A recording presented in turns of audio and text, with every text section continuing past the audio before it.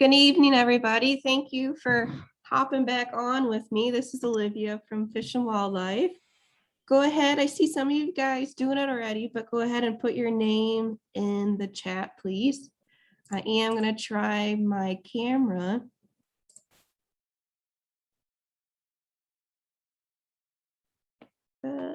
Let's see. I was having trouble with that. Yeah, I'm still having trouble with that too. So you won't be able to see me. You'll just be able to hear me tonight. I will be the host, and I'll be working off screen today. But tonight we have onX and the hunting public. We have Zach from the hunting public, and I am going to spotlight you, Zach. Let's see, spotlight for everybody. There he is. Hello, Zach. Hey, everyone. Awesome. Well, just a few different housekeeping items for tonight. Please stay muted during this entire webinar and make sure you have your cameras off as well. This just helps the streaming process for everybody. If you do have a question, feel free to put that in the chat as we go along. I will be manning the chat for Zach. And two, remember, this is the last series, this last webinar out of this series for how to hunt on public land. After this session is done, all the past recordings will be emailed to you guys, including this one. And at the end, we'll also have a post survey for everybody to complete as well. So without any other housekeeping items, Zach, you are now spotlighted as well, and I'll turn it over to you. All right, cool. Well, thanks, everybody. If you do have any questions, ask as many questions as possible. It definitely keeps me from sitting here like kind of stalling, I guess. The more questions, the better. So if there's anything that you have questions about what I'm talking about or anything in general, I'm happy to answer as many questions as you have. And I'm Zach from the Hunting Public. We make YouTube videos. We've been doing it since 2017, focused on hunting public land. So we try to travel around as much as possible, hunt new areas as much as we can. It's kind of our favorite thing to do, really. We like to go pick apart new areas and kind of get out of our comfort zone is what we always say. That way we can learn, I guess, just new things in new terrain, habitat, just getting all that, I guess, experience helps us be more relatable to people that are watching. That's kind of the goal with it too, is to be relatable. So like hunting in Kentucky, for example, like, you know, if people are asking us questions from Kentucky, if we've hunted there, we can hopefully be able to answer questions a little bit better because, we've just been in that situation. Every state's a little bit different. Every county's a little bit different. Every piece of public land's a little bit different. But there are definitely some things that we do every time when we're prepping for a hunt or looking into new areas. There's certain things that we look for. So I guess with that being said, we'll just kind of jump right into it. And again, I can't stress this enough. If you got questions, feel free to ask, and I'd be happy to answer. So kind of got like an outline here of things that we'll go through. And the first thing is just how to find new areas to hunt public land. I would say the very most basic way to find areas to go would be to get on like or the state you're looking to hunt in, get on their website, their like Division of Wildlife website, and look for the listing of public lands, maps, and stuff like that. Back in the day before I had a smartphone, that's what I was doing all the time. I grew up in Ohio, so I would just look at the Ohio Division of Natural Resources website, look for public land, look at the maps. I'd print the maps. I had all kinds of different like printed maps or like little pamphlets that I would get when I would go to places on public land. You just like pull a map out of the little kiosk thing or whatever. But since then, there's been all kinds of new ways to find public land, and we use onX. So app you can download on your phone. You can do multiple different packages. Like I think you can just get one state, or you can get all states. We have all states just because we're traveling all the time, and that's super handy. That's the easiest way to find public land, and it's been a great resource for us and tons of public land hunters across the country. It's very simple to use. It's just basically got layers on the map that you can turn on and off, and then that just helps you find places to go. So for example, if I'm at home, I'm playing around on that app, I'm looking for places within a couple hours or maybe even within a half hour of where I live, just turn the layer on in my state, like public land or government land in the state that I'm in, and then you can just check that map out and see what pieces of public are around. That's just kind of the most basic way. You could also call, I think a resource to never forget is just call a number that you find on the Division of Wildlife website, because there's always going to be somebody there that's going to be able to point you in the right direction. If you're struggling to find places to hunt, that's always an option. Is just call somebody and say, hey, like I'm trying to find a place to go, can't really find anything. Can you point me in the right direction of where I can find maps or a list of places or directions to these places? Because even if you don't have a smartphone or whatever, that's an easy resource that you can use. Does anybody have any questions about finding public land?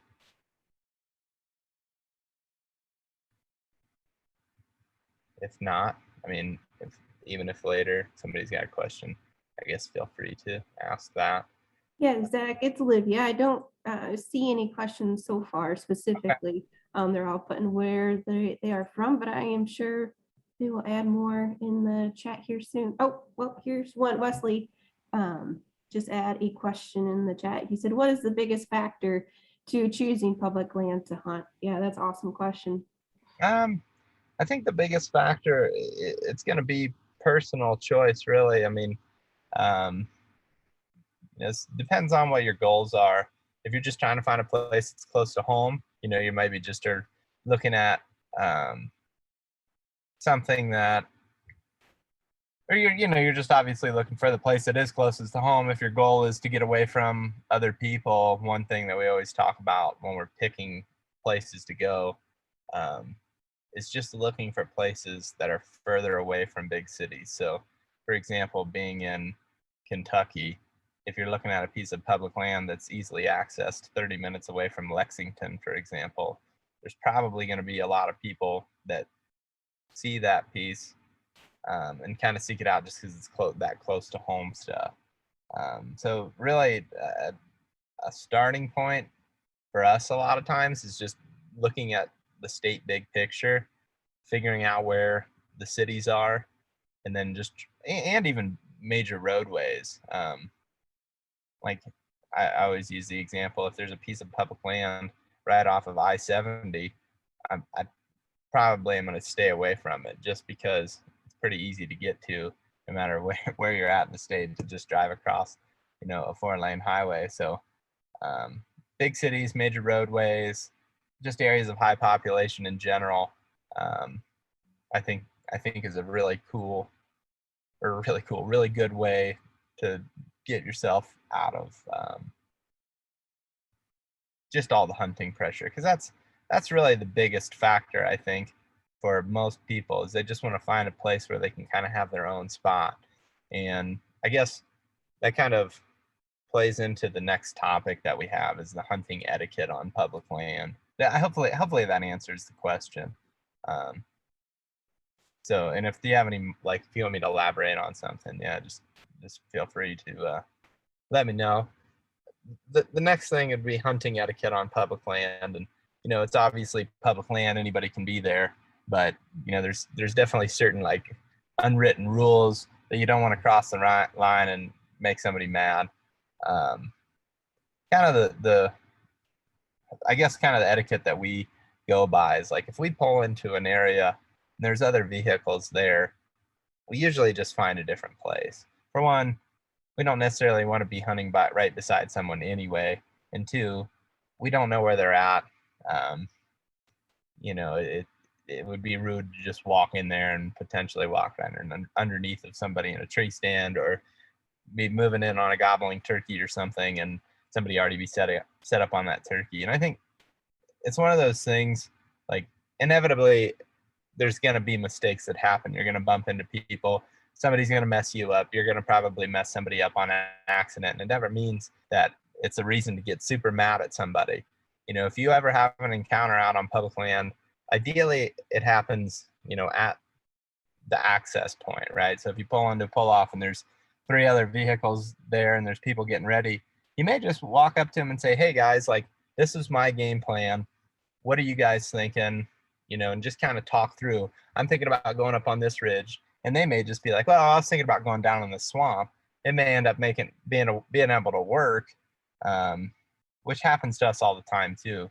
Pull into a place, just have a conversation with the people that are hunting there versus just, getting your stuff ready and taking off and trying to beat everybody in there. I mean, that's going to make people mad, and that's not a fair way to work, especially if somebody's there before you. Just talk with people, be respectful. If there's other people hunting, just keep your distance. Don't set up right next to somebody. Don't follow people around, stuff like that. It's just, most people's goal to go out there is just to be away from people. So, just keep that in mind and be respectful, I think, is the biggest thing.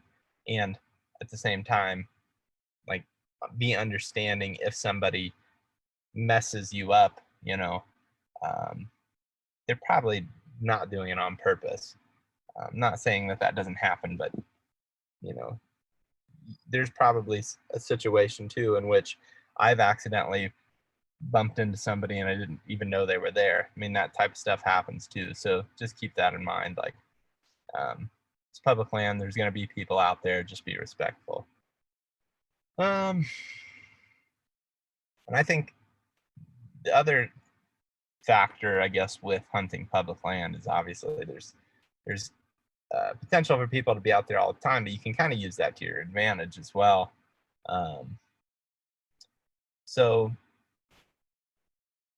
we'll kind of take a step back here when looking at a piece of public land. The first thing that we're doing is just looking for access points. Access points, like obvious pull-offs. Sometimes, like on onX, you can see where there's an actual like parking lot symbol. Those are things that we key in on right away. We'll mark those. We'll also mark roadways and stuff that go through the piece of public land, and that's kind of a starting point, because then that tells you if you already take a chunk of public land and mark all the access points around, then you can kind of get a gauge of where the easy access points are, or easily accessed land is, in relation to those access points. And that's really going to help you find places that may be overlooked or are hard to get to really quickly. If you just go through and pin all of the places that you can easily access, that's a big start. Another thing is like trails. That's another huge factor. If you can see where there's trails, and again, when we're looking at onX, we can see all that stuff on the map. Avoiding trails and stuff like that, you may use a trail to your advantage in some ways, but just trying to get away from those places where people frequent, because the game doesn't want to be where there's a lot of people. So you can kind of use that to your advantage, though, if there's a whole ridge system that has a trail that's heavily used and has a parking lot and one that's connected, I guess, to that trail, or a trailhead or something. You can kind of write that area off as far as where you think the highest density of animals is going to be, because they're just not necessarily going to be around that human presence. So, using that to your advantage is one way. Another thing is just to, like, if you're moving through the woods scouting, for example, and you start to see kind of a tendency in what hunters are doing, maybe a lot of people are putting their tree stands up high on a ridge versus down low in the bottom. Maybe a lot of people are hunting up against agriculture fields versus being deeper into, a wetland area or something like that. One thing that we always kind of come back to is if you're doing something a little bit different than the masses, that's typically what the deer are doing too. So if you can find an area or a strategy that's a little bit different than what everybody else is doing, you can kind of use that hunter tendency, I guess, to help you get in the game and just get, or kind of help you pick spots where animals are going to be. Try to think of a really good example of that. Well, okay, an example would be I've hunted areas in Ohio before where there's a lot of big timber, but there's also a lot of really brushy open country. And me and my buddies that were hunting there that year, we had observed that most of the hunters, or pretty much 100% of the hunters, were all in timbered areas hunting in tree stands. That's where every vehicle was parked.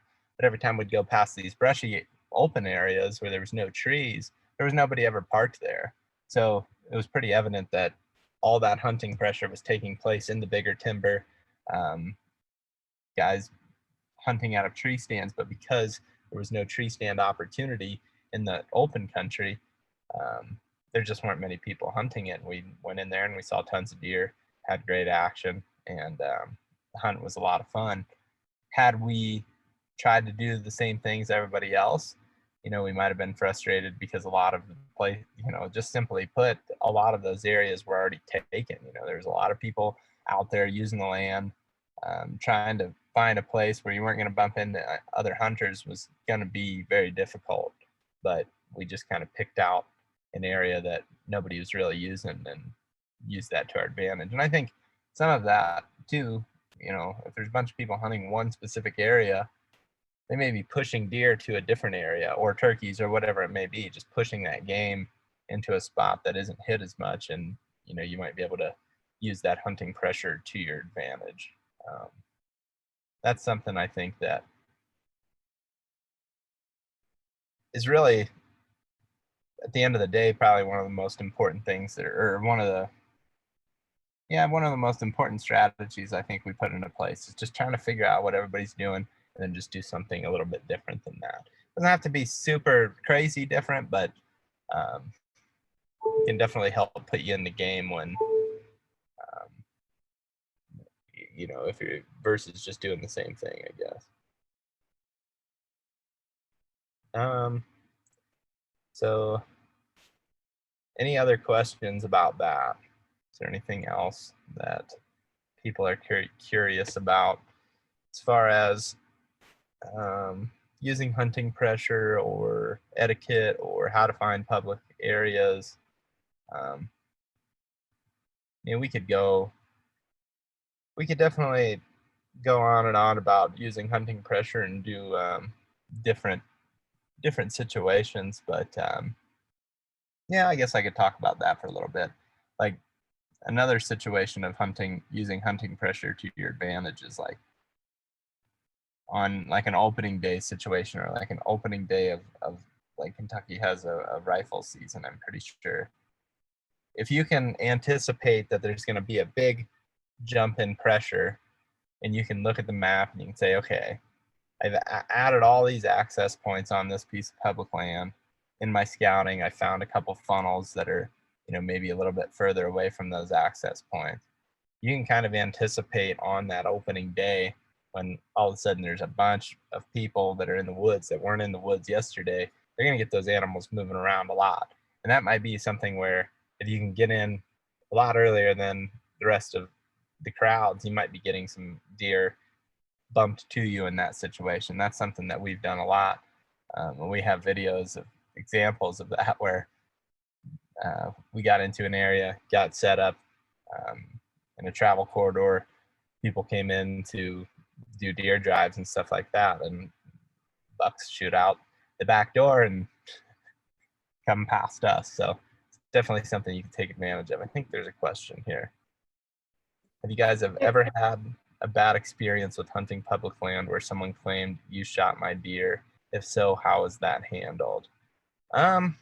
We haven't had any bad experiences like that. I mean, I know that experiences like that definitely do happen. Never have anything where exactly like that, but you know, the other, I guess, like something that maybe is somewhat similar. It was never a bad experience, but we've had situations where we've shot deer on public land.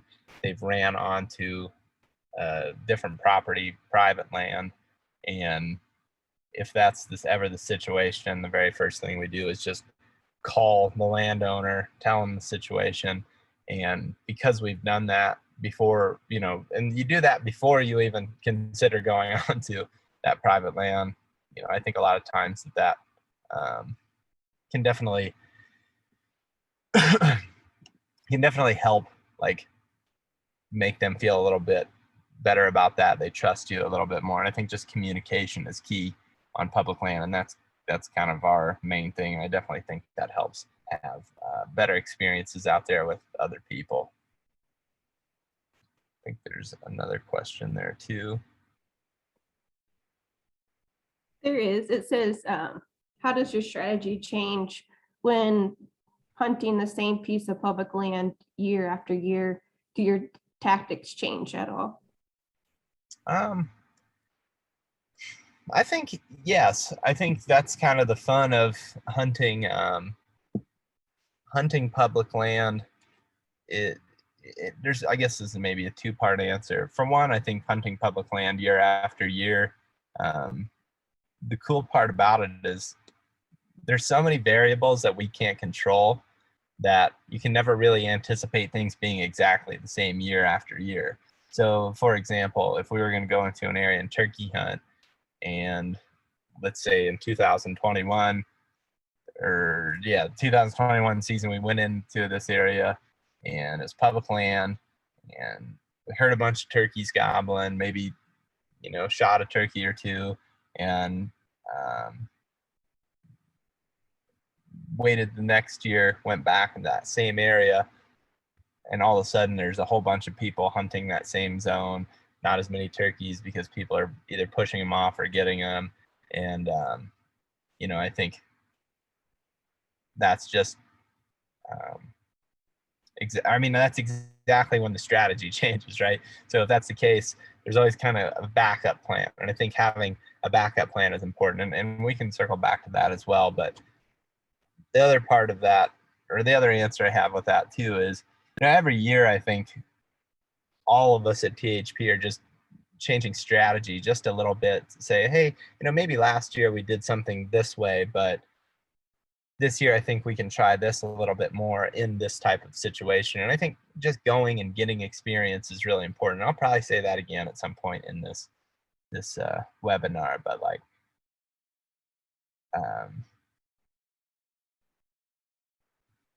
going hunting is the best teacher that you have. Like just going and learning about how animals are interacting with the landscape is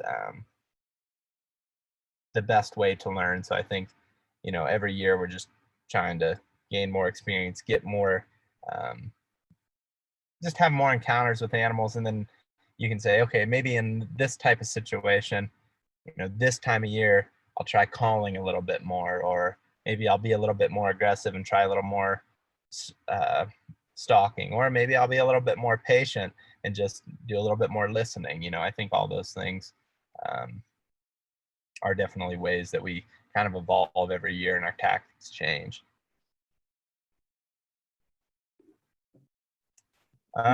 Here's a question. Can you speak to how you e-scout a parcel on onX, looking at a ridge top, for example, considering prevailing winds, thermals, etc.? Yeah, so I kind of touched on it a little bit. I think the very first thing is look for access points, and using onX makes it really easy. You can see roads, you can see, a lot of times you can just see parking areas, stuff like that, trailheads. So marking the access is the very initial thing. And then the next thing is just trying to find places that are hard to get to. So hard to get to can mean a number of different things. Some of my favorite ways to find things that are hard to get to are like having to cross water in some way that takes an extra effort. You know, you can't just park the vehicle and get out and walk right in somewhere. If you got to cross water, you may have to put on waders.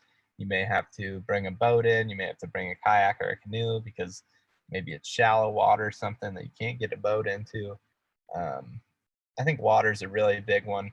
Another thing is finding areas that have steep terrain or like rugged terrain, especially right out of the gate.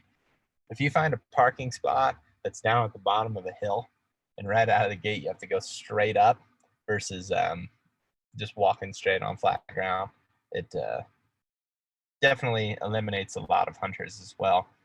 Even better yet, if you can find a place to go up, down, and then back up before you even like kind of get into your zone, I think that's a huge deterrent for most people. It just is a lot of work and it's a lot of extra effort. So that's step 2, is just finding a place that's tough to access. The final thing is just looking for habitat breaks or transition lines is another term that we use for that. And transition lines, the best way for me to explain this like real quick how I'm looking for it is I'm just looking for a color difference. And an example I could use as a color difference is like if you're looking at a really obvious one is if you're looking at hardwoods, where hardwoods meets an ag field, there's 2 different colors on the map. Usually it's like, you know, a really like the ag field may be like a really solid green versus the timber is just like got a little bit more texture to it on the map. You can tell there's trees there, but then to take that, we're taking that like way more defined than just, you know, a hard edge. It's like, where is a place where hardwoods meets a marsh, and inside of that marsh maybe there's a really wet area in the marsh, maybe there's a little bit drier area in the marsh, and the more different types of habitats that come together, and really whether we're looking for deer or turkey, that's kind of the ideal situation. The more habitat types coming together, the better. And then finally, I guess that's for Eastern stuff too. I guess Eastern stuff, I don't worry about water as much, but one thing I do really, I guess countrywide is I flip, and onX makes this really easy. If you flip onto the topo later, you can see where there's like intermittent stream and like a permanent stream where there's a permanent water source. So like a river will show up as a solid blue line, and intermittent stream will show up as a dotted line. And a lot of times I look for, you know, those transition lines close to a water source. That added water source is super handy because animals just flock to water. I mean, they have to have it. And in areas where there's not a lot of water or on dry years, that becomes even more prevalent. Last year we were hunting in Ohio during the archery season, and it was super hot. It was like 70 degrees day after day for about a week. Sun was just blaring down in the timber. Everything was really dry, and we weren't really seeing much up at the higher elevations up on top of the ridges. So we decided to drop closer down on the last morning. We ended up dropping down to the bottom where there was a creek bottom that was a, you know, permanent water source. There was water running in that thing all year.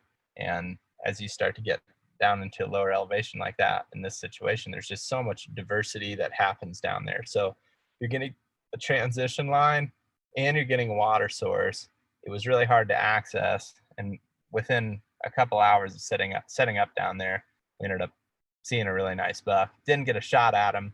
It was our mistake, but regardless, you know, we were in the game versus being up on that ridge where I don't think as much was hanging out up there. So that, you know, that's maybe a situational thing year to year, but just paying attention to water when you're looking at the map is really important.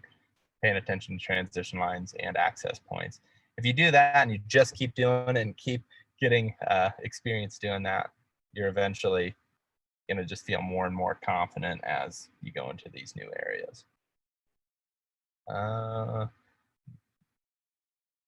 Another question I have: hunt stand, is there a big reason for me to change to onX that I'm not aware? I don't have an answer for that. I don't use hunt stand, so I don't have an answer. I really like onX. It's what I've always used. Been using it for a long time now, and I'm not gonna change. So, you know, it'd have to be something. I think they have a free trial on there. You could try that free trial and just, you know, compare the things. And I'm sure there's probably things that are on there that aren't on hunt stand and vice versa. So, I mean, it's something you could try out and just be able to compare those things. Another question: with limited access points on WMAs, how do you scout or know where to look or spend your time scouting at? With limited access points.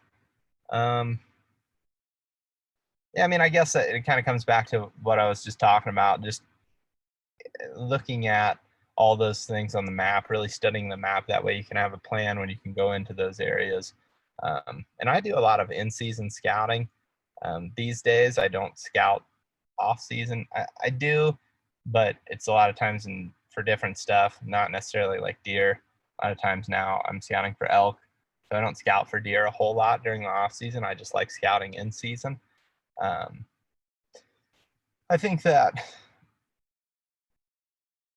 if you don't have a lot of time to be in an area, or you know, you're looking at everything that you're doing hunting wise or scouting wise is just based off looking at that map, it's just really having a good game plan, you know, using things like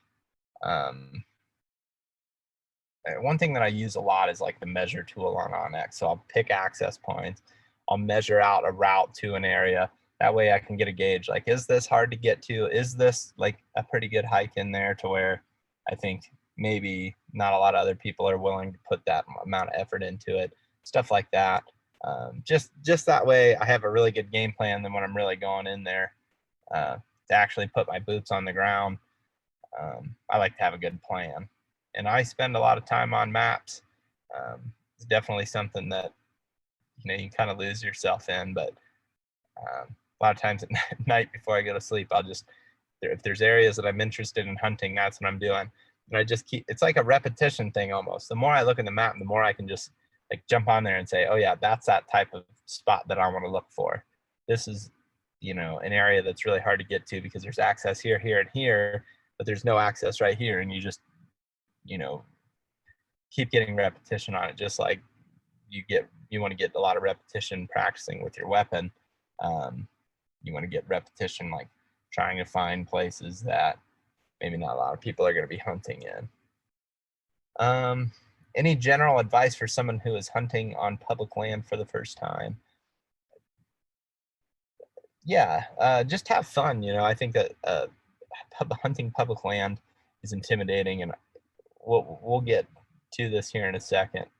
Well, actually, we'll just talk about it. I guess there's a lot of public land hunting misconceptions, and I think,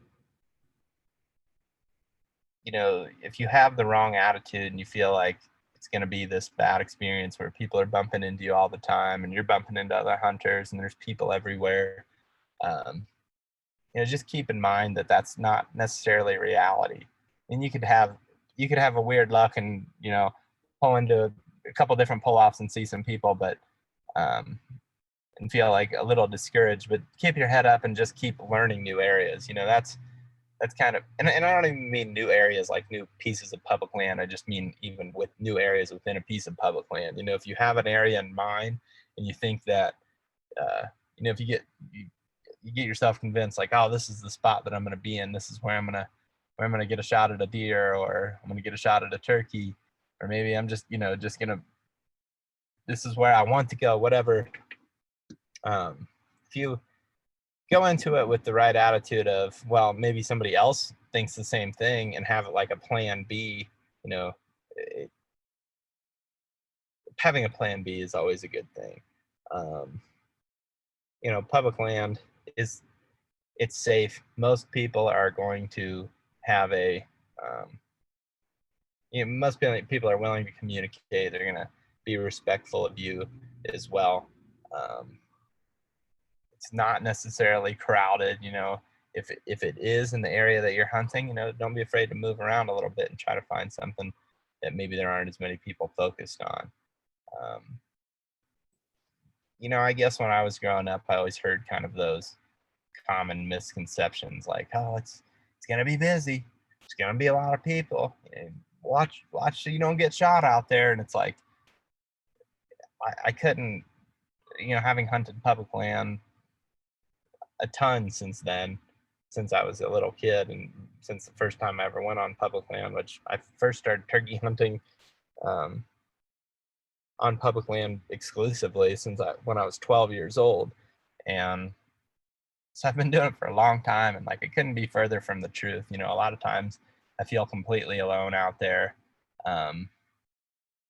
Feel completely safe hunting on public land. Everybody that I ever meet out there is at the very least respectful.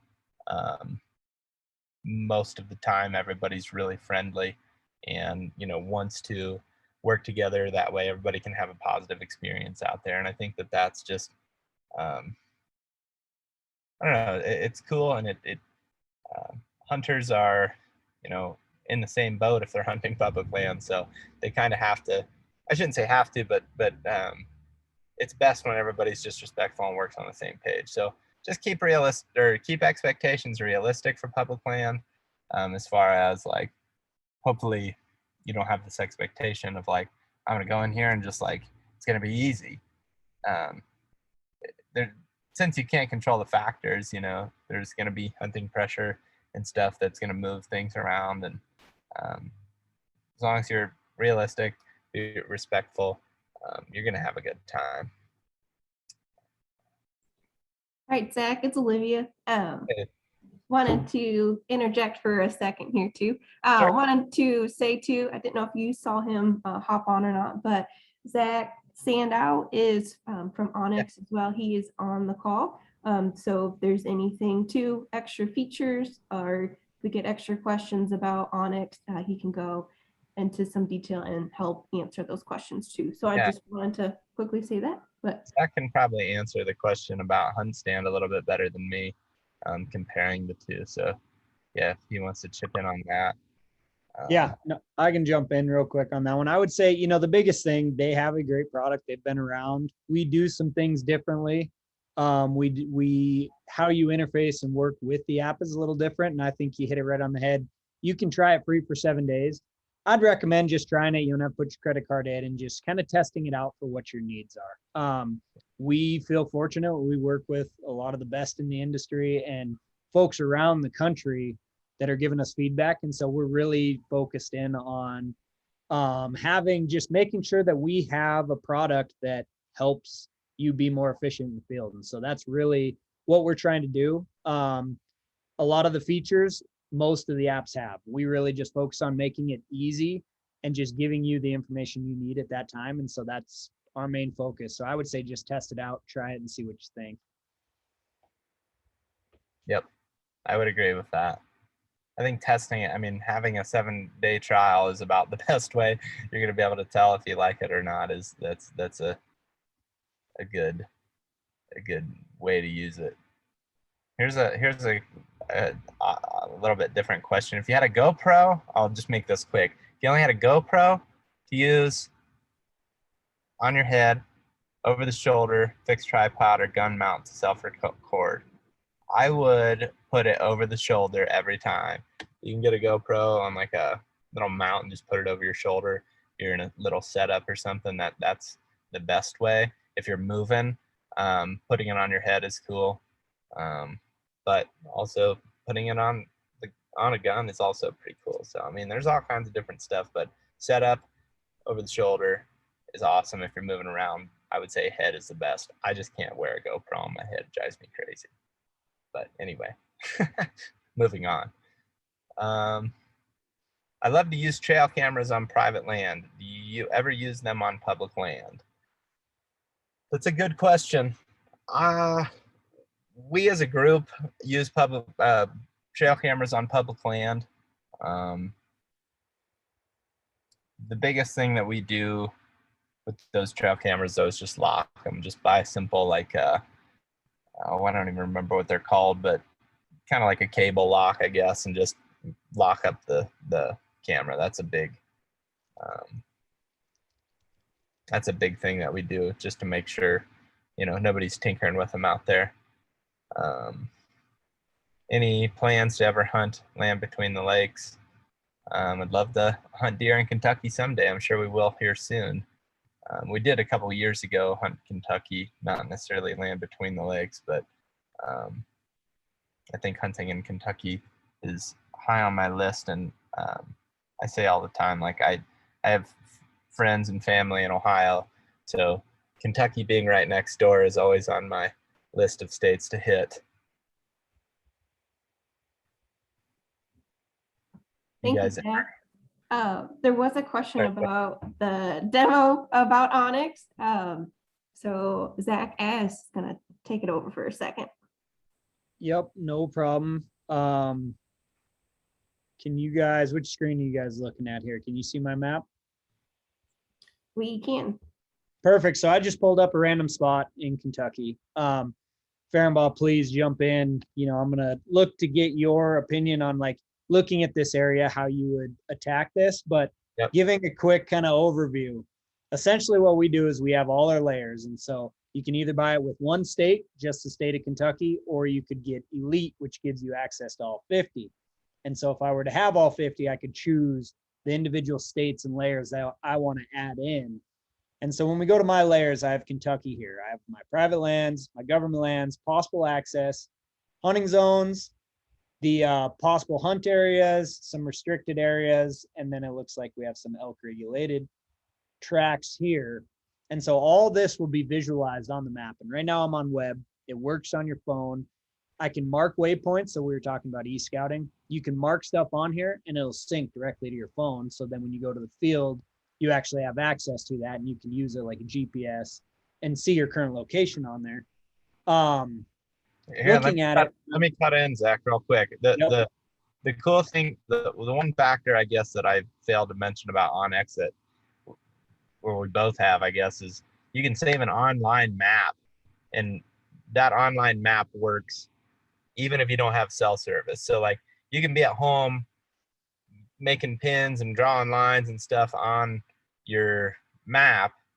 You can save the map for offline mode, and then when you get out in the field, all those pins are still there. You can still see where you're at. The map's still load even if you don't have service. It is basically like a GPS, and it's the most handy thing ever. So basically you don't need a GPS system anymore. You can just have a cell phone that, as long as you have charge in it, you know where you're at. So sorry to interrupt, but nope, you're good. Please cut me off at any point. But yeah, so with the save maps, this right now is on my computer. What it's telling my phone to do is to automatically save this. And so you can save it at 3 different resolutions. 5x5 is going to give you the furthest zoom in. So if you want to see, like when Zach was talking about the difference from hardwoods to egg, if you want to see that aerial imagery and that clarity, 5 is where you'd want to go. If we were hunting this entire area, I'd probably save a 10. That's just going to make it so you can zoom out a little bit further. But what's nice is you could save the entire state in 150s, which would give you access to all the public, private, all the data, but maybe not the level of clarity you want for aerial imagery. So what I would recommend is you actually save a 150 first, and then you go in and save a 5 on top of that. And that'll just be in those individual areas that you want. And then what's nice is you can name them, whatever it is, whatever the name of the public land is, the WMA or area of the state, and then they'll always be saved right in here on your different maps that you have saved. And so it's a good way to help you stay organized on it. But like Zach said, when you're in the field, then you can put your phone on airplane mode. It'll save your battery. It doesn't have to worry about like those times where you're at like 1 bar and you can barely get any service. It'll move much quicker, and it's just a much more efficient way to do it. And so what's nice is you can flip back and forth. If you need to still get a call coming in, you can put your app on offline mode. That way it's just using your save maps, but you can still receive a call. And what that'll do is it'll actually help save your battery because it's not pinging to try to update it each time. So save maps is definitely a huge thing, just so when you're in the field, you're not worried about loading issues, or sometimes your phone's slow if you're in the middle of a deep ravine or something like that. And, there's a lot of tree cover, whatever it may be, and you don't have great service. Having that map saved makes it go much smoother. And please, at any point, if you have any questions, cut me off. We can jump in, but looking at it, so like with this, we can see this hunt area, all these different access points that he was talking about, but then also we have the roads, so you can find different places. And if I wanted to drop a waypoint on, I can go through. We have like 42 different custom waypoints. You can change the color that you want. We can change the different icon type. You can name it. And then as soon as I mark that, it's going to be saved to my account. So it's not just saved on this device. I can pull it up and see it on my phone. I could log in on one of your guys' phones and it'll pull up under my account. So they're all saved on here to your account. You always have access to them. You can always change them. And then what's nice is once you're marking them, you could change them around. Or, for example, like Zach and I hunted North Dakota a couple years ago, and we were sharing waypoints back and forth because we both were kind of scouting these different areas. And like Zach was talking about having plan A, B, and C, we kind of went there with like, here's our meetup location. We had a couple ideas of what we were going to do, but if those didn't pan out, we were able to share waypoints of like, no, I moved on to this point or this spot. I'm hunting over here. And then we're able to meet up later on in the day. So being able to mark those waypoints and share them with your hunting buddies and being able to like stay in contact, or maybe you're hunting the same areas. And I saw there was a question about trail cams. If you have someone else who's going to check that cam for you, you could mark that trail cam, label it, put the name on there, and then share it directly with whoever you'd want to go check that for you. And then it's just shared between the two and you both have access to it. Zach, one other thing I was going to say about having a plan B. Sometimes, maybe you are traveling like what we do a lot. When we're saving those maps, a lot of times, to make sure, I can check things to have a plan B, I'll just save a 150-mile map. That way, if I'm in an area and I'm like, I'm not feeling it here, maybe I'm not finding as much as far as like good habitat or just finding animals in general, or I'm seeing a lot of hunting pressure, I'll have that 150 saved. And then I can just like be poking around the state trying to pick, or look at my plan Bs. And then maybe on my way to service, I'll save some more maps. And that's another thing I do a lot. You showed how you can do it on the map at home. If I'm just driving and I'm like going from place to place, and I'm like, oh man, I don't have this saved in a 5 mile, but I want it in a 5 mile. That way I can see, that highly detailed stuff. If I realize I have good service, like just good LTE service, I can do that as like I'm riding in the passenger seat on the way to spot. So having that 150-mile map is super handy. Another thing, when you're putting the pins on there, something that we do is put photos on there as well. You can attach a photo on a pin, which is nice because, maybe, maybe just some sort of photo, whether it be like a landscape thing, a photo, or a photo of some sign that you saw, just to kind of refresh your memory on a spot.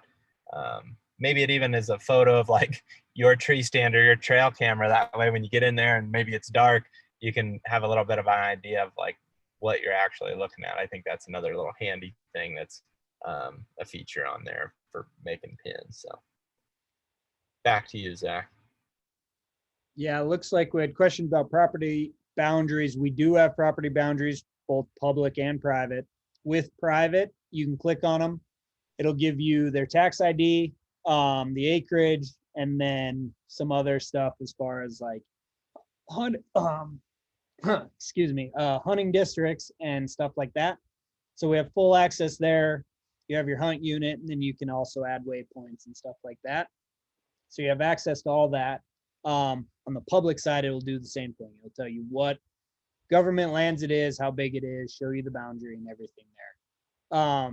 The other thing, just going back to Zach's point about the photos, the one nice thing too is like whenever waypoints are being shared, I've found it super helpful if you do attach a photo, because when you get in there and you don't have the context of what actually it looks like, sometimes even just finding a tree stand can be pretty tough, especially when you're going in the dark or never been to that spot. So just getting a context, and we've also done it with different points for vantage points, just, high knobs or something that you can glass from, giving them a view of kind of what to expect when they're looking there. It makes it a lot easier. And then the other thing that's nice too, that we haven't touched on, and this isn't pertinent for the web application, but on the phone, you actually have tracks as well. So it's like a breadcrumb. You can start it up and then it'll follow you everywhere you're going, which is super helpful because you can still share that. So for example, like if Zach Fehrenbaugh went in, set a tree stand, and I'm going to hunt it at a later date, he can actually track that in, share it to me, and then that way I'm not going through bedding cover or whatever, and I'm not disrupting that hunt area, and I can follow the exact track, whether it's in the dark or during the daytime, and get directly to that waypoint. I use the track all the time. Like I use the track when I'm running, like just for fun, like in town, just to see how far I go, like as a workout thing. Like if I can see how fast I went, how many miles I went, I can see my route, I can save it. And if I'm hiking, doing that as well. Like I use that tracker more and more all the time, and it's a pretty handy little deal. It's also cool just at the end of the day, just see how far you've walked some days when you're not getting into anything and you feel like you walked your tail off, and you can actually look down and say, hey, I actually went this far because I had my tracker on, and it's just completely accurate. It's pretty sweet feature. Looking at the questions, the next one, it looks like some stuff about topo and bathymetry for fishing and lakes. We currently don't have it. It's definitely something that's been asked for, so we're looking into it. That's the one thing I do want to preface is if there's something that you see that you would love to have in the app, please reach out to us. We have a customer service line. You can call. If you look up on our website, there's a number, or you can email support@onxmaps.com. We always love hearing these recommendations because it helps us improve our product. And that's definitely one that we've gotten a lot of questions about. So it's something that we're always looking into for sure. Looks like best way to get a phone number for a landowner. Zach, do you have a route, and maybe expanding on that? If you were to ask for permission, what's your approach there? Yeah, I mean, so there's been ways that when I was younger, I used to ask permission all the time. Obviously knocking on a door is like the most direct way, and that's my preferred way. Maybe if I have know who the owner is, know where they live, first thing is I'm going to knock on the door. If that doesn't work, and I try a time or two, and I need to get a phone number, a lot of times if you just Google the name of that person, that pops up. Like let's say, for example, there's a piece that I want to hunt, and I click on it on onX. I get their name. I'll just Google that, and then like the closest town. So like I grew up in Wapakoneta, Ohio. I'd type in like John Smith from Wapakoneta, Ohio on Google. A lot of times you can find a phone number on that. And I'll just call that number, and if it works, a lot of times it will work. If it doesn't, sometimes I'll just ask like, hey, do you have the number of this person that I'm trying to reach? I would say that's what we've done. The other guys in the group definitely do it a lot. They do it to get access through private land to public land sometimes. I don't do it as much anymore, really, but that was when I was younger. That was kind of how I did it. I don't know. I would say I don't know. Zach, do you have anything? Is there any other things that you would recommend?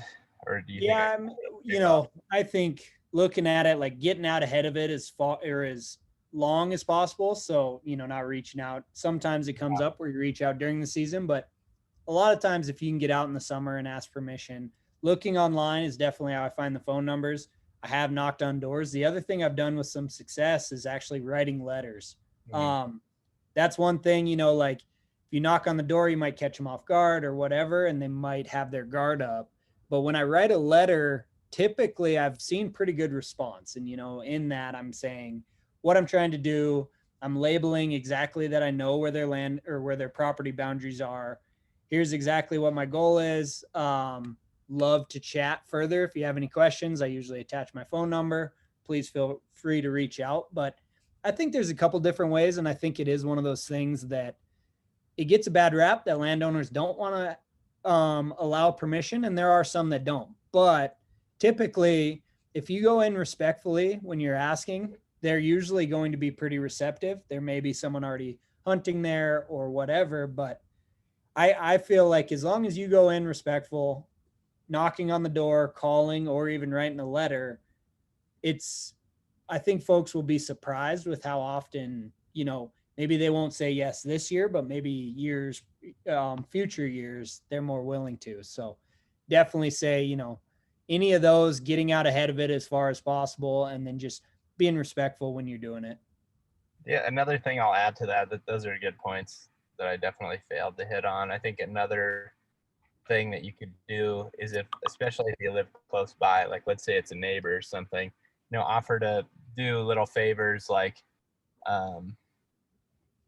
maybe around their farm or just, if you notice they're cutting wood or something, say, hey, I'd be willing to help you out, moving some of this wood or something like that. Any like little favor I think building trust is important, and obviously being respectful. Another thing, like my dad taught me when I was younger, was if you're going to go up and ask permission, don't wear your hunting clothes. Don't be dressed. I mean, as you can see, as I'm wearing my hunting clothes right now, I've got holes and I kind of just look like like a bum. So I wouldn't want to walk up to somebody's house, um, out of the clear blue wearing this and expect them to maybe take me as seriously as if I was just if I was dressed like Zach S over there. He's like, he looks much more presentable than the guy with holes on his elbows. So, just kind of looking respectful and be polite and all that stuff, kind of common courtesy stuff, but definitely can help you get permission in some situations. Looking at the next question, it looks like, what's the significance of the color blue on the current example? So on anywhere on the map, you can tap on it and it'll tell you what the land ownership is. And so we have, like on our government lands, they will be different colors. So like BLM will be yellow, for example. This current blue one here looks like it's a state park. And then if I click over here, it'll tell me that this is Daniel Boone National Forest. And so all of our government lands will be color coded. And then if it doesn't have a color and it's just the imagery with the orange boundary, that'll be our private land ownership. And if you click on that, it'll tell you who the owner is and tax address. And I think one like topic that we haven't really touched on yet is like unique rules on specific pieces of public land. And this is a good time to talk about that. Like some state parks in some states you can hunt, and in other state parks in some states you can't hunt. And that's just one example. So if there's unique rules to a particular piece of public land, there's multiple different ways, but the most like direct way to do it would just be to call state agency and say, hey, where can I find the regulations for this particular piece of public land? And, you should always be reading the regulation book. Like the first thing that we do when we go into a new state is like read that whole regulation book of like, what are the can and can'ts?